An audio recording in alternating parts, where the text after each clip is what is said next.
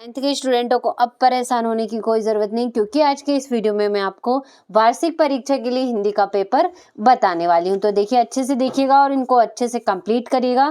तो देखिए, पहला प्रश्न आपका, सही विकल्प चुनिए। तो छायावाद के प्रवर्तक माने जाते हैं तो जयशंकर प्रसाद। प्रेम वाटिका के रचनाकार हैं तो रसखान हैं। रसात्मक वाक्यम काव्यम परिभाषा किसकी है तो आचार्य विश्वनाथ की है। और किस जानवर को कभी क्रोध नहीं आता तो गधा को। और माता पिता में समास है तो द्वंद्व समास है। और मृत्यु का तरल दूत कौन था तो तेज प्रवाह से आता पानी मृत्यु का तरल दूत था। तो देखिए, इस तरीके से आपका पहला प्रश्न आंसर सहित कंप्लीट हुआ। फुल सॉल्यूशन के साथ मैं आपको सारे प्रश्नों को बताने वाली हूँ। दूसरा प्रश्न है आपका, रिक्त स्थानों की पूर्ति कीजिए। तो सोने का घड़ा शराब से भरा हो तो सज्जन निंदा करेंगे।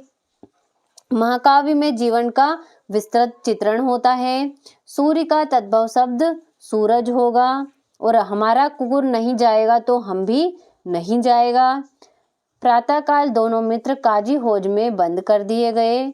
और दो बेलों की कथा गद्य की कहानी विधा की रचना है। तो देखिए, इस तरीके से आपका दूसरा प्रश्न कंप्लीट हुआ। आगे है, देखिए तीसरा प्रश्न आपका, सही जोड़ी बनाइए। तो पंचवटी तो खंड काव्य होगा। दो बेलों की कथा तो इसका होगा प्रेमचंद। विद्यालय तो विद्यालय का होगा आपका दीर्घ संधि। और पतोहू की पहली संतान लड़की तो इसका होगा आपका परदादी। और कई अंकों वाली रचना तो होगा आपका नाटक। टोपी तो इसका होगा आपका जूता। तो देखिए, इस तरीके से आपका तीसरा प्रश्न भी कंप्लीट हुआ। पांचवा है आपका, सत्य सत्य लिखिए। तो नई कविता में खड़ी बोली है, रचनाएं अधिक की गई हैं तो सत्य होगा।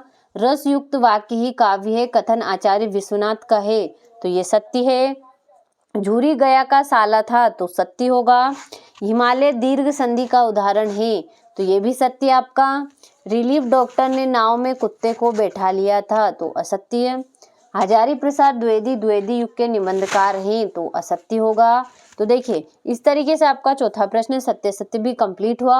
अब देखते हैं पांचवा प्रश्न, जो कि है एक वाक्य में उत्तर लिखिए। तो न खाकर प्राणी क्या बनेगा अहंकारी। नायक के वृहद जीवन का चित्रण किस काव्य में होता है तो महाकाव्य। सांड को देखते ही कौन भयभीत हो गए तो हीरा और मोती। पंचामृत में कौन सा समास है तो द्विगु समास है। जनरल थिमैया का चित्र किसने मंगवाया था तो लेखिका की बहन रिजू ने।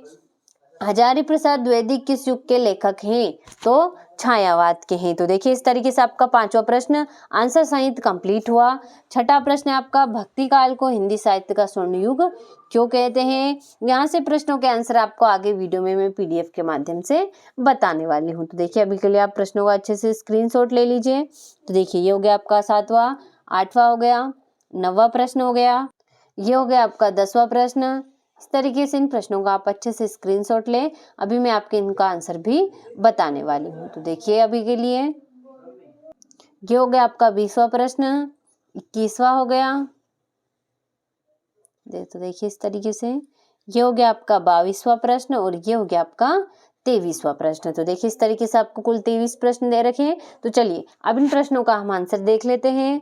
देखिए, यहाँ से इन प्रश्नों के आंसर आपके शुरू होते हैं, तो अच्छे से स्क्रीनशॉट ले लीजिए और कंप्लीट करिए, अथवा सहित हम आपके लिए प्रश्नों के आंसर लेकर आए। तो अच्छे से स्क्रीनशॉट के माध्यम से इन प्रश्नों के आंसरों को कंप्लीट करिए। मोस्ट इंपॉर्टेंट है, जितनी आसान भाषा में हो सकता था उतनी आसान भाषा में हम आपके लिए आंसर लेकर आए। तो जल्दी से स्क्रीनशॉट के माध्यम से कंप्लीट करिए। तो देखिए, पाठ्य मुक्त और गेय मुक्तक में अंतर है। ये वीर रस की परिभाषा है। तो देखिए, उदाहरण आपका हो गया, बुंदे लोहर बोलो के मुख हमने सुनी कहानी थी, खूब लड़ी मर्दानी वो तो झांसी वाली रानी थी। और देखिए, दूसरा उदाहरण होगा आपका, वो खून कहो किस काम का जिससे उबाल का नाम नहीं, वह खून कहो किस मतलब का आ सके देश के काम नहीं। तो देखिए, इस तरीके से मोस्ट इम्पोर्टेंट अलंकार हो गया आपका, दोहा छंद हो गया आपका, इस तरीके से गद्य किसे कहते हैं। सारे प्रश्नों के आंसर आपको दे रखे हैं, तो अच्छे से स्क्रीनशॉट के माध्यम से इन्हें आप कंप्लीट करिए। मोस्ट इम्पोर्टेंट है, तो जल्दी से देखिएगा और कंप्लीट करिएगा। महादेवी वर्मा की 2 गद्य रचनाओं के नाम लिखना है यहाँ पर आपको। ये हो गया आपका 14वां प्रश्न। ये हो गया अथवा। अच्छे से स्क्रीनशॉट के माध्यम से इन्हें कंप्लीट करिए। आंसर सही देखिए 15वां हो गया आपका।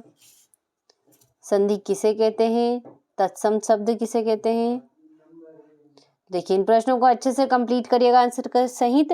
हूबहू यही प्रश्न आपको परीक्षा हॉल में देखने को मिलने वाले हैं। हम आंसर सहित लेकर आए ताकि आपको इनका आंसर ढूंढने में कोई भी परेशानी ना हो और आप अच्छे से आंसर सहित डायरेक्ट इन्हें कंप्लीट कर सके प्रश्नों को। तो देखिए 18वां हो गया आपका।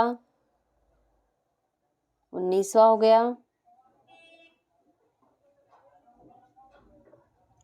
ये हो गया आपका अथवा प्रश्न का आंसर।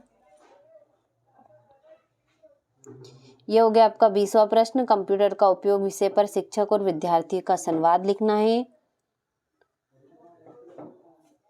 तो देखिए इस तरीके से अच्छे से आंसर सहित कंप्लीट करिए। ये हो गया आपका 21वां। 22वां हो गया आपका शुल्क मुक्ति के लिए निवेदन करना है आवेदन पत्र लिखकर। ये हो गया आपका परीक्षा की तैयारी जानकारी देने हेतु अपने पिताजी को पत्र लिखना है। तो देखिए इस तरीके से आपके सारे प्रश्नों के आंसर सहित कंप्लीट हुए। इन्हें अच्छे से स्क्रीनशॉट के माध्यम से कंप्लीट करिएगा।